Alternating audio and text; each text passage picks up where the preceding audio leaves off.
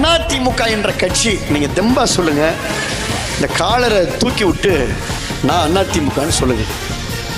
உங்களுக்கு விஜயபாஸ்கர் நான் பின்னாடி இருக்கிறேன், நான் பார்த்துக்கிறேன். நெருப்பாற்றில நீந்தி வந்த இயக்கம் அனைத்து இந்த அண்ணா திராவிட முன்னேற்ற கழகம்.